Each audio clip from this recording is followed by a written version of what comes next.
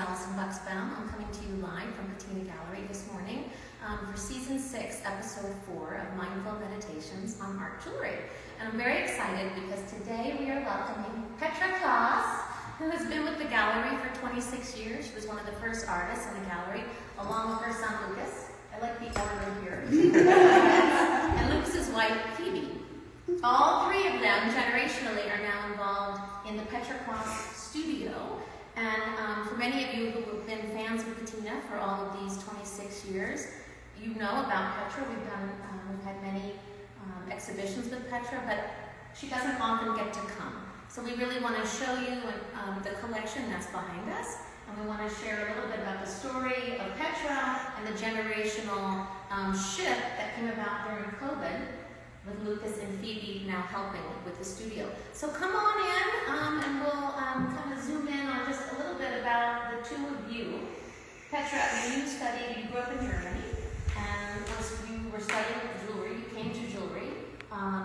Well, before that, I should say, you were making tableware. Well, I was studying metalsmithing. Yes. With main focus more on silver and bigger objects like teapots, champagne holders, chalices for the church, spoons, knives, and wine goblets. But of course, there was always that part of jewelry in the educational process. And then I moved to Berlin, worked for a little while really making tableware, and then more and more ventured off into jewelry making. Was it the scale of it, that being at a smaller scale? Well, two reasons. One is it's very physically challenging to hammer all day on wine goblets. Yes. And it was great in my 20s. I was kind of like a tomboy, so I liked that. But then it was also interesting to make jewelry that you could wear around. I wasn't using silver teapots. Yes. It's kind of like people don't use them much anymore. Yes. And the jewelry that I first made was very big hollowware, 1980s. It was great to go to a bar with a good piece of ostentatious jewelry. So it was a good talking point. And then, of course, I wanted to start my own business, and that was much easier in jewelry. And it also started to be, it's an instant gratification. In a teapot, you sit there for 2 weeks, and you plan, and you make paper models, and jewelry is so playful. It's so much more light and faster. You can start and finish something maybe within a week or a matter of days, and so there is that satisfaction. And it's accessible. And you can put it on your body, on someone else. You can view it on someone else, and it's accessible. I think I met you in 1999. How many years had you already been involved? Well, I started my business in Germany, making and selling jewelry in the earlier or mid 80s about, and then I met my husband in 1988, and he's from San Francisco. So and then we had the transition. We kind of went back and forth between Berlin and San Francisco. I went out, we got married, and then I met you right after I started my business in San Francisco at the Baltimore show. At the Baltimore show, and I think back then we talked about the fact that you were using a lot of uncut diamonds, which I had not seen even in all my time in working with jewelry. I hadn't seen artists working in these raw uncut diamonds, and so the pleasure of these raw stones set against the golden color of the gold. And by the way, we've entitled our show Aurum, which is the Latin word for gold, which seems very much applicable. Petra and Lucas love to work in gold. It's a very malleable, rich material. It's forgiving. Yes? How would you describe working with gold? It's soft, and I also feel like it has this glow that is just, there's a reason why people are drawn to it. And for me, the diamonds, like you said, that was kind of the step from making these big, somewhat hard to access pieces, because diamonds are so hard. Yes. You can bang on them and they don't break. You can solder around them. But then once I came to California, the light, that Pacific proximity color started to come more and more. So I started using rough aquamarines, emeralds, and I never stepped away from that. I love color. Yes. And the gold with that is just so pleasing. Well, why don't we come in and look at, and then while we're looking at things, we can talk about Lucas and the transition with the studio.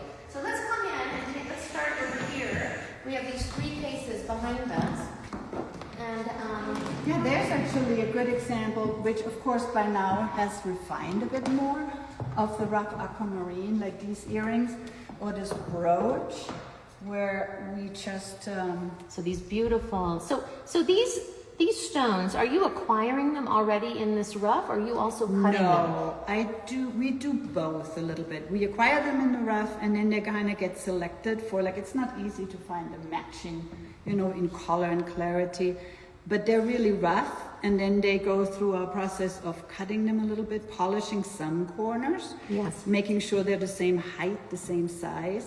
So there goes a lot of something in there, a lot of thought and work. So they are cut, they're just not cut symmetrically to perfection. And that's one of the things I love about your work, is that they're, as I like to say, perfectly imperfect. You're just sort of chiseling away to capture the life of the stone. It's kind of the sculpture in me that kind of plays with those little objects. Okay. And that has evolved over the decades from like using just really purely rough, and then starting, these are really rough. That is kind of a... So what intrigues me about these three in particular is that those are stalks of aquamarine, and they're the crystals. That's how they're the natural crystals. So you see them on their profile. I love this combination of... And of course, brooches are always kind of a canvas. They're the one piece of jewelry that you can be a little less applied to the body, because bracelets and necklaces and earrings, they have to kind of... there's a drape. Well, they also have to be comfortable. Yes. Here, this can stick out. You don't want that on your... No. On your ring. No, not really, not necessarily. Some people might, but not. I'm all about beauty. Yeah. But I love also the multifunction, that you've got this tubing in place that allows this then to be worn around the neck. Mm-hmm. Yeah. And it's a brooch. So smart. So smart. Yeah, so that's the rough. And then of course from there it gets more into, this is all aquamarine. I like how you decorated that. Yeah. And you're using, are these rose cuts? They're just so luminous. Those are rose cuts. And the facets are just what, in the background, we treat the background in a certain way. The gold behind kind of brings that warmth and reflection. Okay. And then this is something you've been working on the last few years. I don't know if you've entitled it the Zen Garden, or if it's something that we entitled. Actually. You did. Yeah, the first piece of that series, I started in Germany in my studio there, which is always a little bit more meditative because the phone doesn't ring. Because that's what Phoebe and Lucas will do. They'll answer all that. I love that you said that. Leave me alone. And so this was a very, like I say, Zen kind of, it's very centering to make these pieces. They're kind of like a pebble falling into a pond and leaving its water rings around it. I love that. And I love what you said. I think part of the success of a gallery artist relationship is that the artist loves to make what they do, and the gallery loves to sell what you love to make to do. So I think there's that symbiotic relationship where you're in the studio and we're in our own studio, but we're putting your work out into the world when you can't. Yeah, so I have to say, I have moments in my career like everybody where I thought, what am I doing with my life, right? Yeah. And I have to say, it wins out. I'm not, changing the world, but I think I'm creating objects that really make people remember that life is beautiful, despite whatever is going on and what their circumstances are, how they're going through their suffering and their difficulties. We are bringing beauty to the world at a time, especially when we need it right now. So then we come over to this case. We have a lot of pink sapphires and rubies and some garnets. And I love the whole play of color. And Lucas, I really want you to come into the conversation here too, because you grew up, watching your mom work. You would sit, in the studio with her and play with wire. And tell us a little bit about your backstory as we're looking at the jewelry. And I'll let you kind of get in there and talk about your favorite pieces and what interests you, and what are some pieces that have been inspired by your ambition to be part of the Petra Class studio. Yeah, so I grew up in the studio all the time. It was kind of like a little escape, and if I was homesick from school, that was where I would be even when I was 3 or 4 years old. You also want to mention the studio was in the house. The studio is in our house. It is in the house. and it still is. And I grew up always down there, you know, messing around with wire. I learned how to solder and make rings. I remember making some little gifts for my friends with silver, even when I was in middle school. And I kind of always thought of it as a fun thing. I felt like I was fairly artistic as a kid. I loved to draw and paint and various mediums. I did art camps. I would do claymation and things like that. But I never took jewelry super seriously as a kid. It was more of a fun outlet artistically. And then I took it a little more seriously in high school. I worked for you for, I think, a full summer, maybe 4 months or something like that. You did, and you did come. And I would always be at the shows, especially in San Francisco. I would do the Fort Mason show, which sadly is no longer active.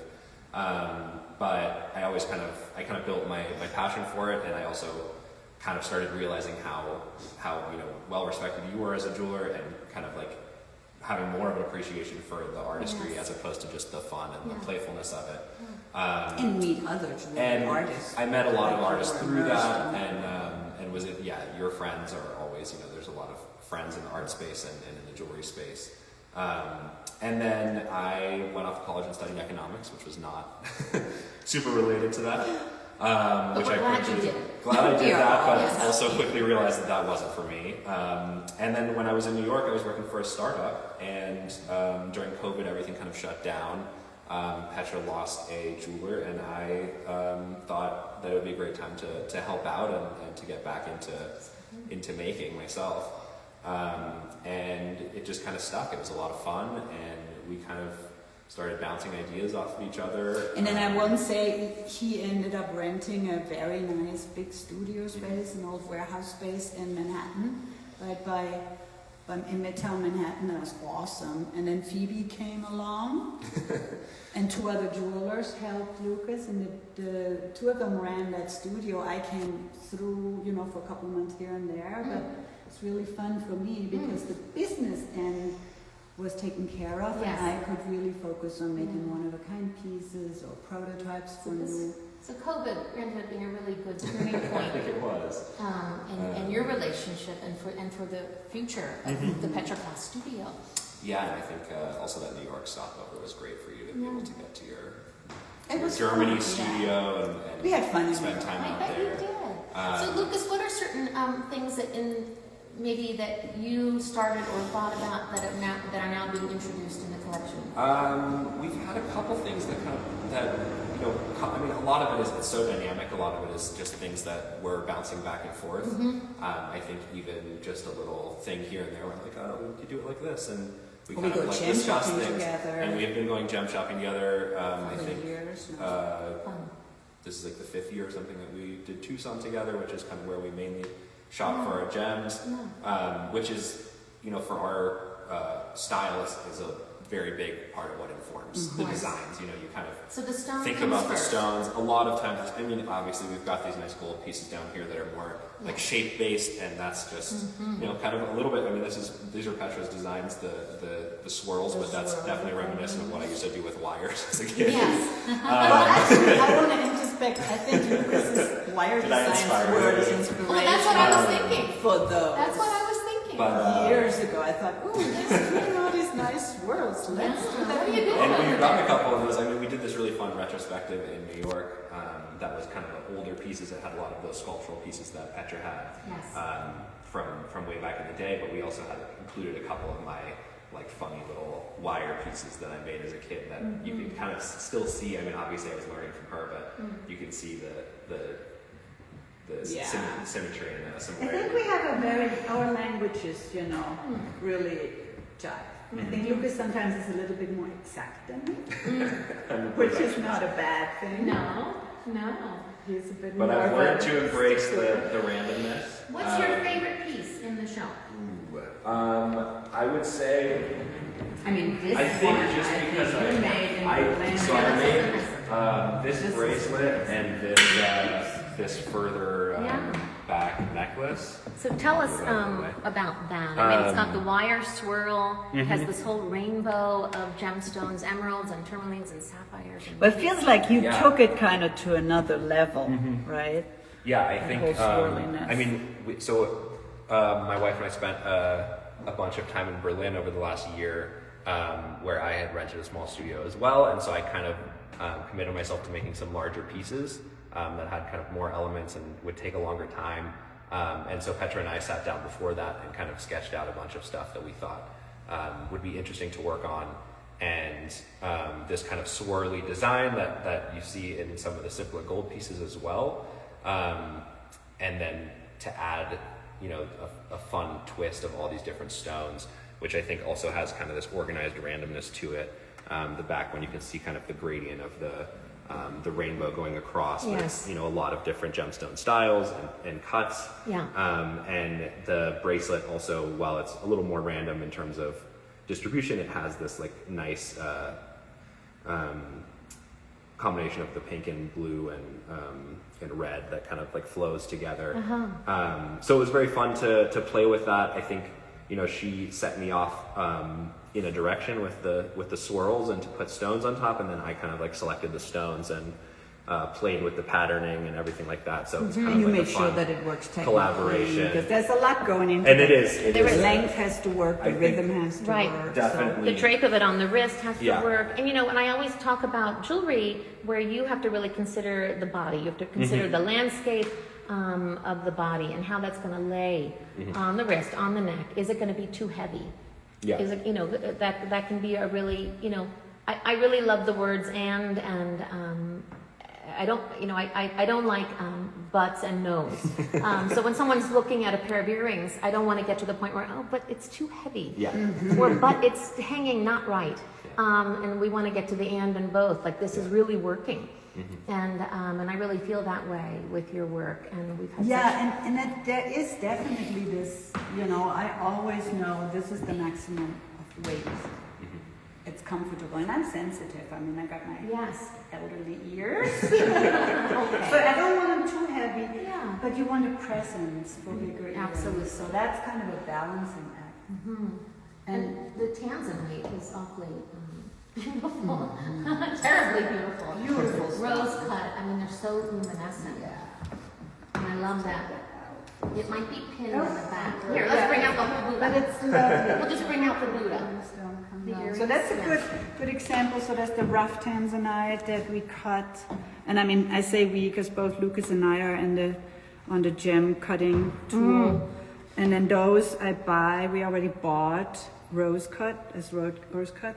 So there's a little chain, a fragile chain, not fragile, but a lightweight chain in the back to not overpower the stones. And then the front has this beautiful purplish blue. So the rose cuts I love because they're thin. They're not deep stones, but these are so luminescent. Really, all the rose cuts that I'm seeing in the collection. There's some beautiful rubies. Well, that's and then half. These aquamarines over in the next case are just gorgeous. Yeah, half the fun really is to buy from our gem dealers. They come to us, we come to them. Sometimes we even way before Lucas's time, and we're due for that. We went to India to visit our gem cutters. You went to there. India. Oh my gosh, I'm looking how forward fantastic. To find some good Phoebe and I had a chance to go. We went to Bangkok last year and had a chance to go to visit one of our gem cutters, which was a really cool experience. That's kind of seeing incredible. seeing them shape the stones and seeing it from start to finish. So it gives a kind of insight into how that process works. Oh, I love that. And I love, I mean, these are tourmalines. These are tourmalines. Yeah. And these are tourmalines. And these are tourmalines. And Yes. these are, again, they're cut. It's called actually a mogul cut. Let's bring them up. Because it's faceted on both sides. So it gives it an extra sparkle. So that's why the depth of it is they're a little bit rounded. Right. They're The back is convex, so kind of- concave actually in the back. It's a bowl. Sits in a bowl. So those are from India. really nice. Yes, they're cut in India. And again, they have that beautiful, there's just luminous. And that's why they also, the mogul cut, it's this irregularity. That's what kind of the old Indian jewelry often used. Is that what's in my ring? Oh. That's the same I'm in love. series. Yes, I think I'm in. Yeah, it's a I'm in trouble. very beautiful color to it. It Yes. has this very feminine blue-green. And then those are all in the rough. And again, some of them might be a little bit, I added a little of we subtracted a And little bit. I of always something. think that this is an aqua, but this is a tourmaline. No, it's also a tourmaline. Tourmaline comes in so many colors. It does. It's true. Yes. It can be red, course. it can be green, And blue. this color in particular, I think, is really gorgeous. Yeah, that's a gorgeous. It's almost a Paraiba color. Almost, yes, Pariba-like. And then this ring is really fun. Mm-hmm. Way The it's double. the double, and it's divided. Can I put it on your hand? Oh, my hand is not. Okay, we'll just put it there. Yeah. And you're making rings similar to what We make a have lot of some- stacking. That's kind of something that we almost call our little production. I mean, each ring is different because each stone is different. So there's some beautiful rings that we can hone in on. Yeah, so there's 3 little diamond rings that can be stacked or worn by themselves or worn together. But they can also be worn with other colored stones, stackers. We have some beautiful pieces in the window. In the window, there's Yeah, the stacking yeah. rings, Yeah, we could even venture to the window just so people don't miss what's. And that's always fun. And then down here you have a little gold collection. This is actually one of our older designs. I used to make those in silver way back when, and then I kind of made one in gold, and Phoebe was loving it. So we make them with little diamonds sometimes, and they're so beautiful. This nautilus, this perfect Fibonacci spiral. It's one of my So favorite. those are kind pieces. of popular. We make them, I have to say, they're all individually made, so they're always a little different. But And I love that. I love that. You know, you have pieces that are part of a collection, but you don't cast anything. Everything is individually fabricated. Most pieces are one of a kind, really because you're fabricating them. So yes, could we order another pair of Nautilus earrings? We can, but they will be slightly different. yeah, or like And I love that. sometimes we do have like almost like a knitting pattern, like these guys The are propeller. forever popular. Yeah, I kind of developed those sitting by the canal in Venice at the Biennale, and I saw these boat propellers. Oh. And if you cut it open, if you would cut it, this is how Yes. these propellers look. And so these we can reproduce because we have like the pattern And then the earrings you have on, similarly. Yeah. Yeah, those little ruffle. I have, yeah, like a little- ballerina skirts. a ballerina But like skirt. you said, those are always going to be a little bit different. That's Yes, kind of the fun yes. of it. They're all handmade. So some pieces are 22, and Yeah, some those pieces will are be 18. 22. Yeah. And And, then- where do you make that decision that it will be 22 or 18? Well, 22 is quite a bit softer Yeah. than 18 karat. So anything that has to be stable, like on a bracelet, the connectors, the backs, they hold everything together. So they're 18 karat. And then when we can work hard things, that means hammer Yes. them or twist and turn them enough, Yes. or like the setting will be hammered onto the stone. Yes. That'll harden the material enough, so we use 22. Mhm. It's just so much deeper in color. And to make something like this skirt, that's 22, Right. Because you need the softness to hammer it. And, 18 karat would probably break if I would try to force that much Got it. Got it. different shapes on. Got it. Makes total sense.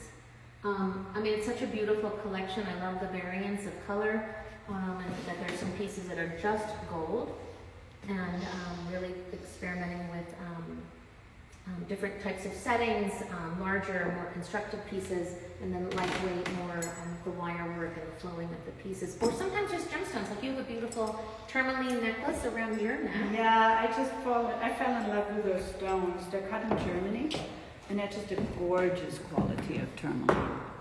And I couldn't resist. My Just German beautiful, and a gem little dealer. gold disc in between. So it's very minimal. I Very let the minimal. stones speak for themselves. So sometimes you just let the stone, as you say, speak for itself. And then this is your Fibonacci series, and then a little tiny wire necklace. That actually is a prototype. Yeah, yeah. That ended up being reproduced in a little thicker material because it's a little thin. I wear it, Yeah. but I don't want a customer to wear it because they might break Yeah. it. Well, that's good. You're trying it out. Yeah, You're trying that's it my out. job. Yeah. Listen, I'm so glad that you came. Thank you. Thank and I'm you really for glad to having meet you, Lucas, and Phoebe, who's over. Come over here. Without Phoebe, we couldn't do anything. Yeah. She keeps us straight. Yeah, and thank you all for the- tuning in this morning. the brain. If you can't visit with us in Santa Fe, our exhibition opens this evening from 5 to 7. Petra and Phoebe and Lucas will be here this weekend. You leave Sunday. But the exhibition is on our website, And the show will be up in the gallery through the end of this month. So please join us online, social media, and please come to the gallery and meet Petra, Phoebe, and Lucas, and me in person. And thanks, Allison, for everything. And my amazing team. Yes. I can't do Yes, this you without guys my are amazing awesome. team. Just awesome. Thank you all for tuning in. Bye.